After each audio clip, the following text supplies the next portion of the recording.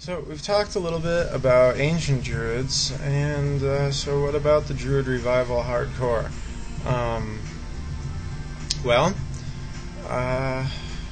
Many historians really discredit the revival of druidry. Actually, it's only fair to consider both aspects then in our analysis.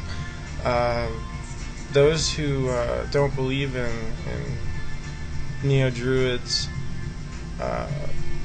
or that they believe in that neo-druidry is really just another form of wicca, kind of emerges from the 1960s New Age movement and the attitudes about that.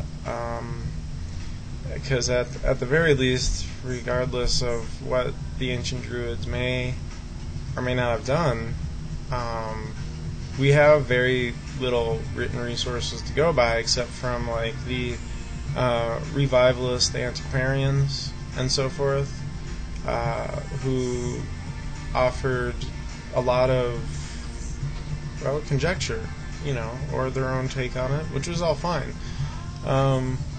Most of the issues then revolve around authenticities and things like that, and that's where things get a little bit muddy in neo-druidism.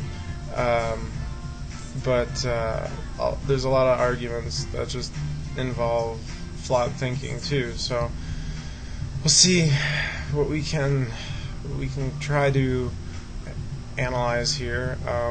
We know from Roman accounts that the Druids wrote nothing down, and this is obviously false.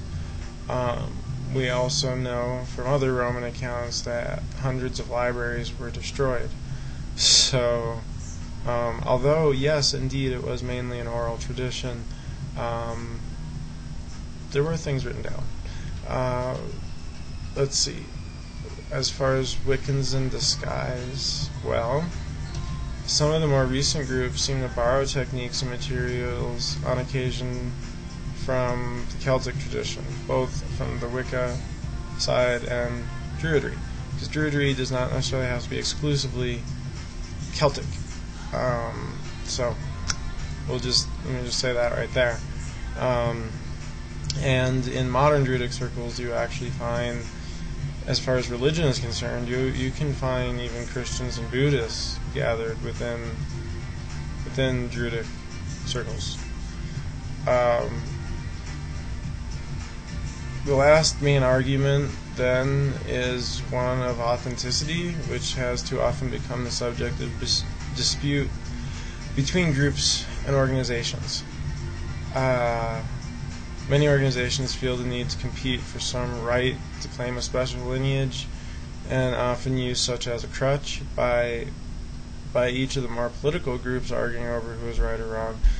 The Druids of today can often work against each other when it comes to historical matters and so forth. We get so hung up on that we lose sight of that we are doing this as our guardianship, as our stewardship of the planet and planetary mastery, through mastery of the self.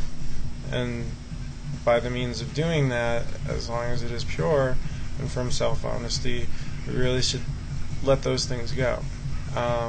The reason being is that, for example, our flavor, our traditions, our works have been gathered into the controversial pile as well. So, such sometimes helps in increasing attention, but we're all supposed to be working on the same side, I guess.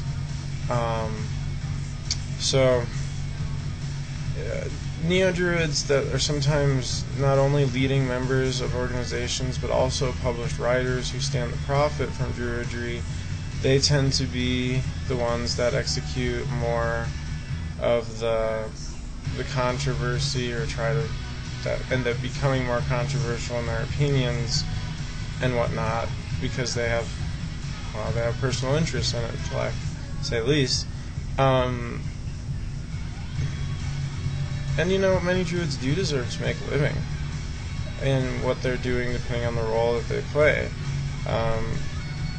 But it's important to be clear, again, that we are working towards the same goal and not in competition with one another. like all that which we have stood against.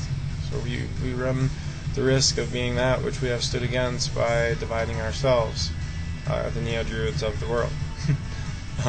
Which is, I don't know, irony, tyranny, something.